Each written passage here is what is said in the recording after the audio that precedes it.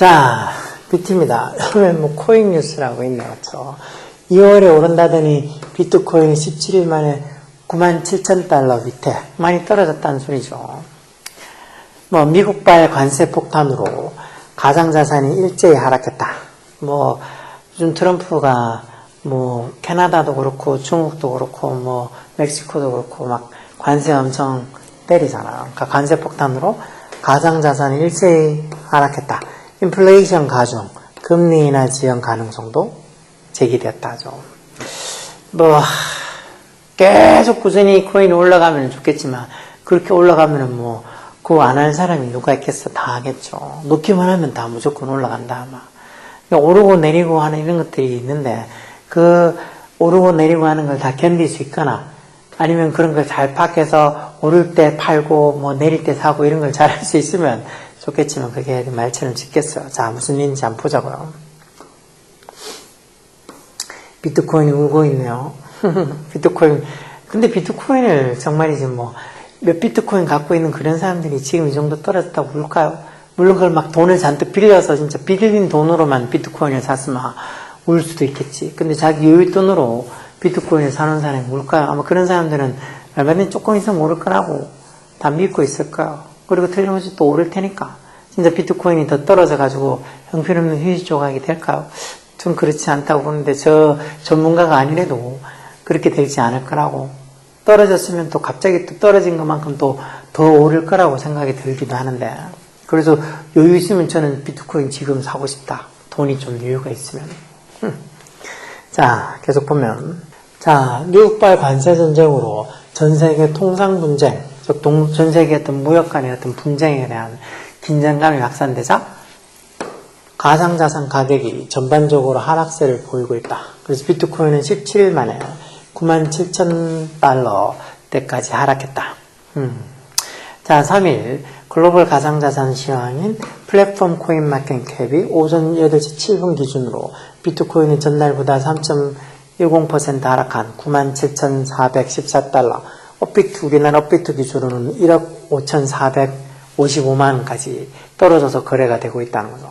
이는 지난 1월 17일 97,638달러까지 떨어진 이후로 17일 만에 이만큼 또 떨어졌다는 것. 뭐 비트코인뿐만 아니고 시가총액 2위인 이더리움도 9.13%, 10% 가까이 많이 떨어졌죠. 하락한 2,836달러로 3,000달러 선이 결국 무너졌다는 거고. 리플이나 또는 솔라나, 도지도 각각 11.3%, 6%, 15.4%씩 이렇게 떨어졌다는 거.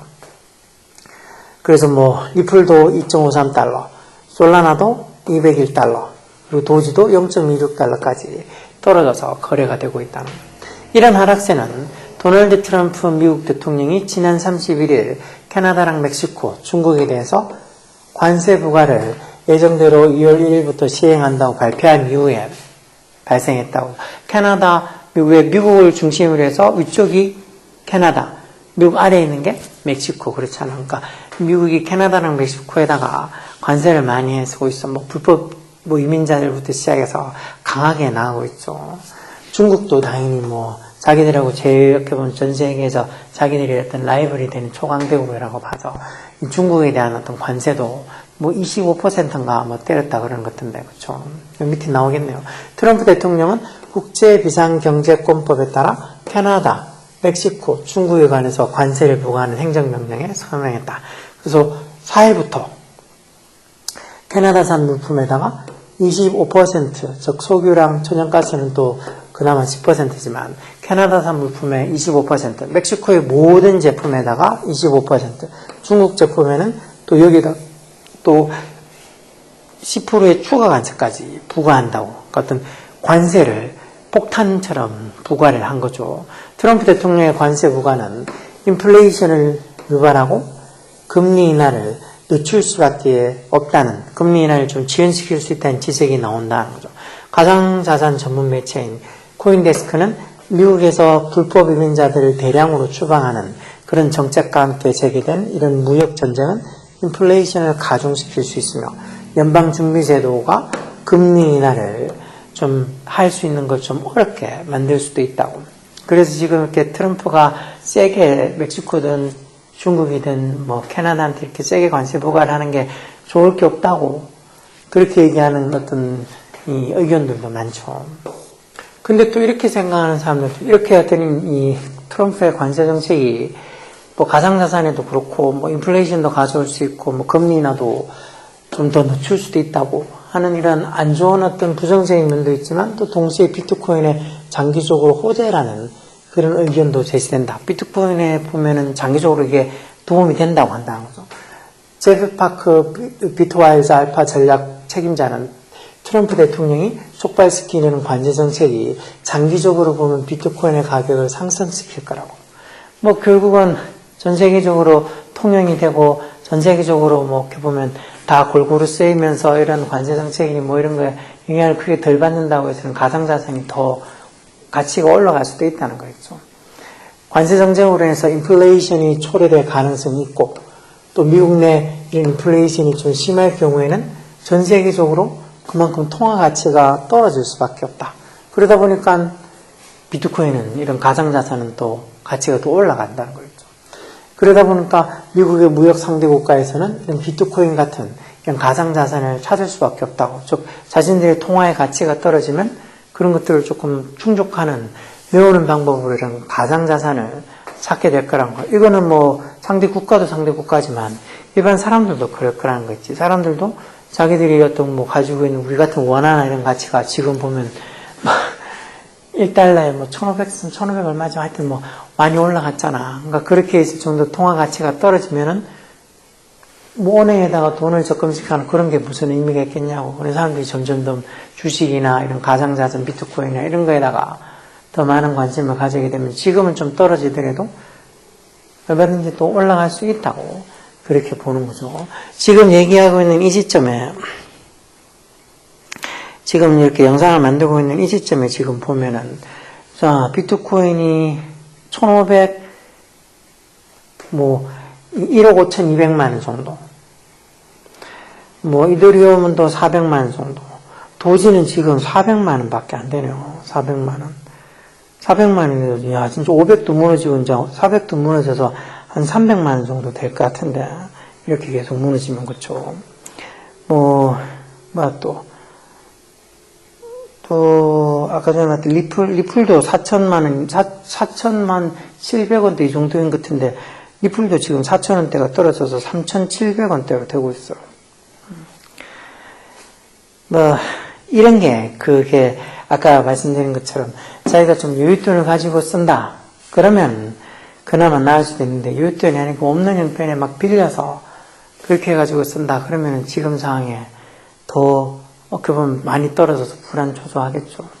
그러다가 또 이제 또 오를 때는 확 오를 텐데 그때 돼서는 또 막 떨어져서 더 떨어질까 싶어서 아니면 이제 이자나하고 이런 게 부담돼서 올라상 다 처리하고 났을 때니까 꼭 자기가 팔고 나면 또 가격이 올라가잖아요. 세상 사는 게 다 그런 것처럼. 그래서 지금 비트코인 가격이 떨어진다고 그리고 진짜 실제적으로도 기존보다 더 많이 떨어져 비트코인뿐만 아니고 뭐 이더리움도 그렇고 뭐 솔라나 뭐 도지 뭐 다 떨어지잖아. 다 떨어지고 있는데 이게 또 올라갈지 아니면 더 계속 떨어질지 두고 봐야 되겠죠. 근데 순고리기 또는 이렇게 내려가다가 또 어느 순간 또 올라갈 수도 있겠죠. 그렇죠? 이게 어떻게 보면 바닥을 치고 있는 걸 수도 있어. 바닥을 치고 있어서 이 바닥에서 다시 튀어 올라갈 때는 더 세게 더 많이 뭐 올라갈 수도 있겠죠. 그래서 뭐 이 비트도 10만 달러를 넘어서서 진짜 뭐 11만 그렇게 갈 수도 있는 거 아니겠어요. 그렇죠? 그래서 1억이 아니고 뭐 10억까지도 비트코인이 갈 수도 있다고 하는 말이 아이 그런 일이 절대 있을 리가 없겠다고 농담처럼 하다가 어느 순간 그렇게 될 수도 있어. 예전에 막 비트코인 진짜 얼마 안 했을 때 비트코인이 지금처럼 1억씩 막 1억 5천 2억 이렇게 될 거라고 누가 생각했어. 비트코인 한 개 1억 이상 될 거라고 생각한 사람 아무도 없었거든. 아무도 없고 진짜 뭐 겨우 몇십만 원이나 아니면은 진짜 뭐 100만 원도 채 안 된지 야 이 정도만 해도 비트코인이 되게 많이 올랐다고 막 그러고 있었지. 그게 1억이 되고 할 거라고 아무도 생각 안 했는데 지금 그렇게 돼 있잖아. 떨어졌다 해도 1억 5천만 원이잖아. 별로 그렇게 떨어지지 않았어. 오히려 다른 것들 뭐 도지든 뭐 이더리움이든 뭐 리플이든 그런 게 더 많이 떨어졌지. 비트코인은 크게 많이 떨어지지 않은 것 같아.